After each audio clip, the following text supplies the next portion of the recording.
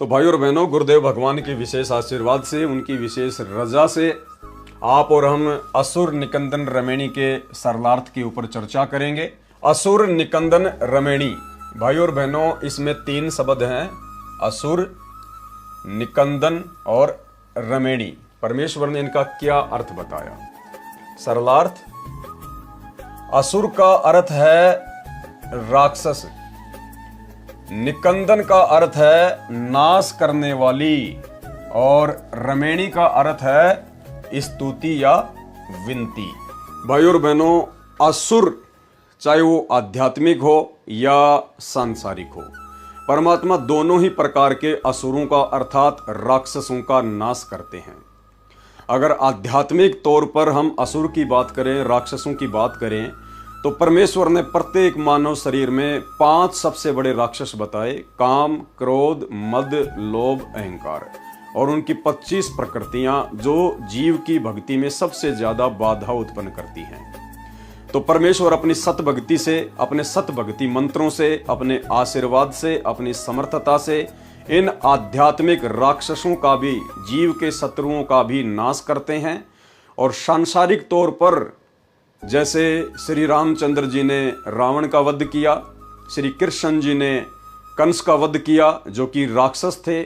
राक्षस का मतलब होता है जो दूसरों को दुखी करे, जो लोगों को चैन से, सुख शांति से ना जीने दे, उसको कहते हैं राक्षस। हालांकि आज हमें गुरुदेव भगवान के आशीर्वाद से, उनके ज्ञान आधार से ये पता चल चुका है कि ना ही तो रावण को श्री रामचंद्र जी मारने में सक्षम थे और ना ही कंस को श्री कृष्ण जी मारने में समर्थ थे।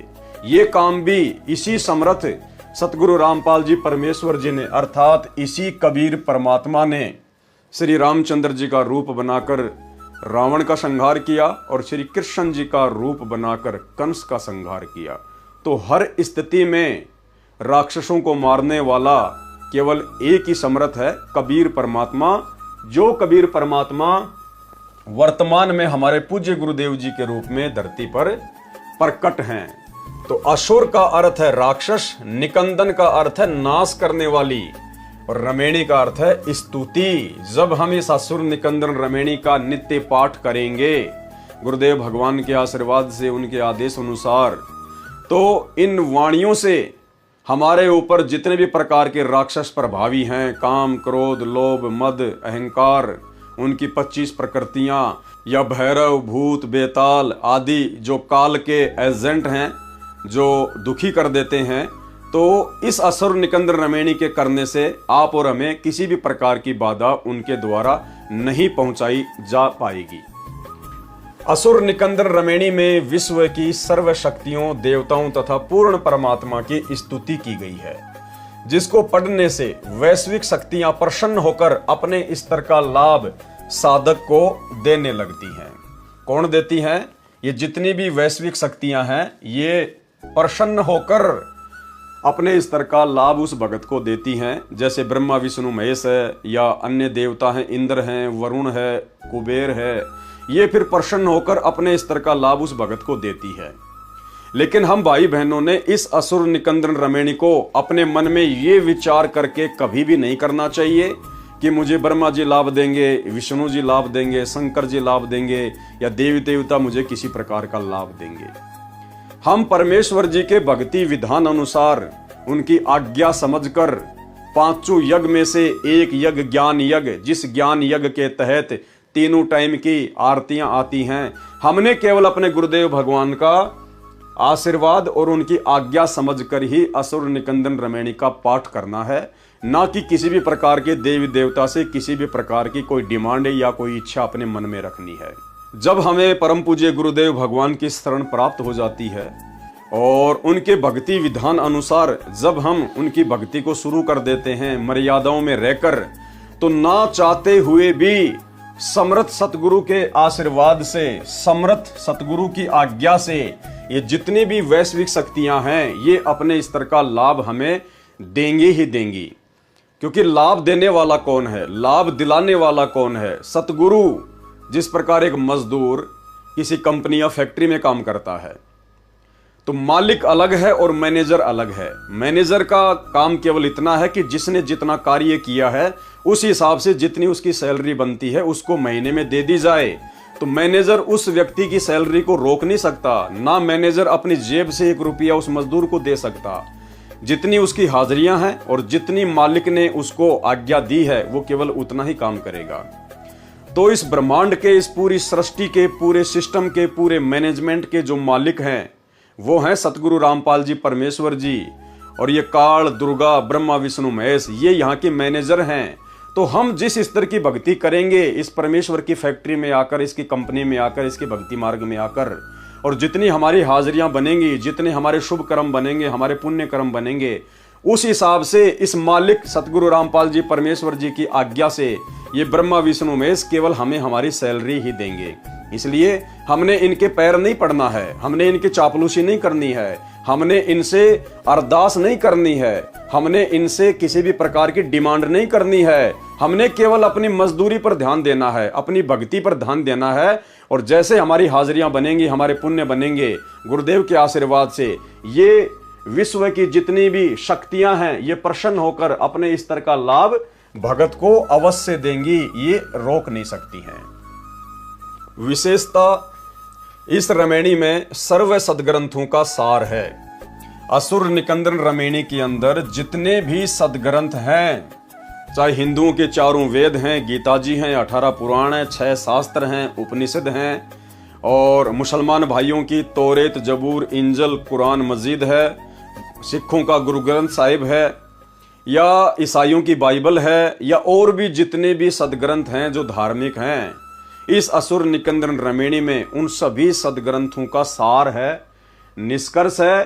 कहने का मतलब है जितना लाभ हम रामायण का पाठ करके या महाभारत की कथा सुन के या 4 वेदों का पाठ करके या गीता जी का पाठ करके, बाइबल का पाठ करके, मुसलमानों की कुरान शरीफ का पाठ करके या गुरु ग्रंथ साहिब का पाठ करके, और इतना पैसा खर्च करके, इतने पंडित मुल्ला मौलवी बुलाकर, इतनी सारी व्यवस्था करके भी, इतने भंडारे करके भी जो लाभ हम प्राप्त नहीं कर सकते, उससे असंख्य गुणा लाभ प्रतिदिन मात्र 16 मिनट में असुर निकंदन रमेणी को कंप्लीट करके आप और हम भगत भाई बहन सतगुरु रामपाल जी परमेश्वर जी के आशीर्वाद से रोजाना प्राप्त करते हैं। इसलिए कहा है इस रमेणी में सर्व सदग्रंथों का सार है।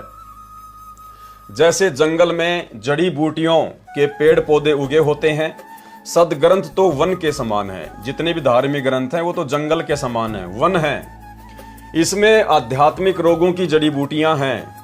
वैद्य यानी डॉक्टर को ज्ञान होता है, परंतु वह जड़ी बूटियां इकट्ठी कूट काट कर, उबाल कर, औषधि बनाकर बोतल में भरकर रख लेता है। रोग के अनुसार 1 या 2 चम्मच पिला देता है, रोग समाप्त हो जाता है। इस रमेणी में आध्यात्मिक वैद्य संत गरीबदास जी ने सदग्रंथों से सार निकाल रखा है। गरीबदास जी ने अपना जो सदग्रंथ साहिब लिखा है जिसमें 24,000 वाणियां हैं, तो गुरुदेव कह रहे हैं कि गरीबदास जी ने जितने भी सदग्रंथ हैं उन सब का सार निकाल कर और अपने सदग्रंथ साहिब में अमर ग्रंथ में लिपिबद्ध करवाया हुआ है। तो भाई और बहनों, यहाँ पे गरीबदास जी को वैद बताया है, और वैद भी बहुत ही शाना, जिसने इतने मोटे मोटे ग्रंथों का, सभी धर्मों के सभी धर्म ग्रंथों का सार निकाल कर अपनी एक पुस्तक में रख दिया। अब इनसे बड़े वैद और कौन हो सकते हैं? अब इनसे भी बड़े वैद हैं। कौन है? सतगुरु रामपाल जी परमेश्वर जी हैं। इनसे भी बड़े वैद हैं। क्यों? क्योंकि गरीबदास जी ने तो जंगल में से यानी सदग्रंथों में से सार निकाल कर अपने सदग्रंथ में डाल दिया, और सतगुरु रामपाल जी परमेश्वर जी ने हमें जो भक्ति बोध पुस्तक बनाकर दी है जिसमें तीनों समय की आरतियां हैं, तो परमेश्वर जी ने उस सदग्रंथ साहिब में से भी छांट छांट कर और नित्य नियम में चुनिंदा वाणियां आप और हमें दी हैं। यानी हमें जो भक्ति बोध परमेश्वर ने दी है वो ये समझ लो विशेष रोग की विशेष औषधि है। वो वाणियां आप और हमारे ऊपर विशेष तौर पर शीघ्र अपना काम करेंगी, क्योंकि संत गरीबदास जी का सदग्रंथ तो समझो एक वन है, जंगल है, और संत रामपाल जी ने उसमें से जो वाणियां निकाल कर हमें दे दी है वो है विशेष औषधि, जो वर्तमान में हमारे मोक्ष में महत्वपूर्ण रोल अदा करेगी। तो सबसे बड़े डॉक्टर, सबसे बड़े वैद्य सतगुरु रामपाल जी परमेश्वर जी हैं, जिन्होंने सार में से भी सार निकाल कर दे दिया है।